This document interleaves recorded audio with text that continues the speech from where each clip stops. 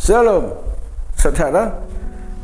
Kita lihat kenapa ketika kita mengendarai mobil atau motor ada kaca spion. Kenapa? Karena kaca spion itu kita butuhkan untuk menjalani kehidupan ini. Hargai mereka yang membencimu karena mereka telah menghabiskan banyak waktu untuk melihat kesalahanmu. Roma 12 ayat 17 berkata, jangan membalas kejahatan dengan kejahatan. Lakukanlah apa yang baik bagi semua orang. Kenapa mobil dan motor dipasangi kaca spion? Agar kita bisa lebih berhati-hati dalam berkendara, supaya tidak celaka.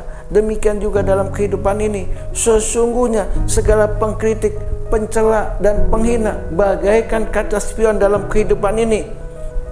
Agar kita berjalan lebih teliti dan berhati-hati, supaya kita tidak mengalami kecelakaan dalam menjalani kehidupan ini. 1 Petrus 3 ayat 9 berkata, dan janganlah membalas kejahatan dengan kejahatan atau caci maki dengan caci maki, tetapi sebaliknya hendaklah kamu memberkati, karena untuk itulah kamu dipanggil, yaitu untuk memperoleh berkat. Bersyukurlah atas mereka yang mengawasi kita dengan segala kritikan dan hinaannya, karena dari merekalah kita menjadi mawas diri untuk senantiasa memperbaiki segala kesalahan dan kekurangan kita. 1 Petrus 3 ayat 10-11 berkata, siapa yang mau mencintai hidup dan mau melihat hari-hari baik, ia harus menjaga lidahnya terhadap yang jahat dan bibirnya terhadap ucapan-ucapan yang menipu.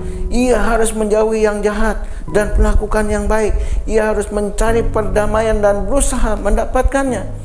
Hati dan perasaan yang terluka akan merusak seluruh aspek hidup kita.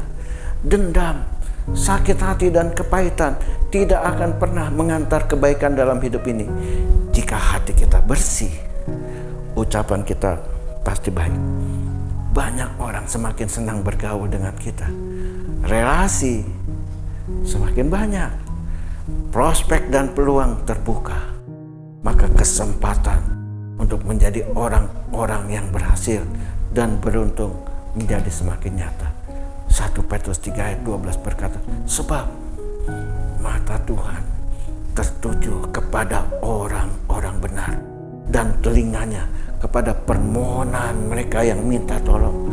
Tetapi wajah Tuhan menentang orang-orang yang berbuat jahat.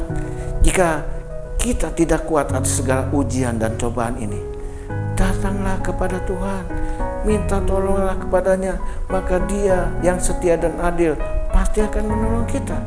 1 Petrus 3 ayat 13-14 berkata, dan siapa yang akan berbuat jahat terhadap kamu jika kamu rajin berbuat baik?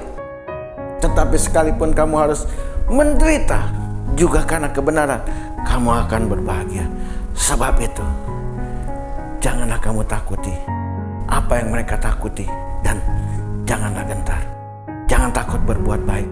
Kalahkan semua kejahatan yang dilakukan oleh orang yang jahat dengan kebaikan. Karena kejahatan pasti ada akhirnya, sedangkan kebaikan tidak akan pernah berakhir sampai selama-lamanya. Tuhan Yesus memberkati saudara dan saya.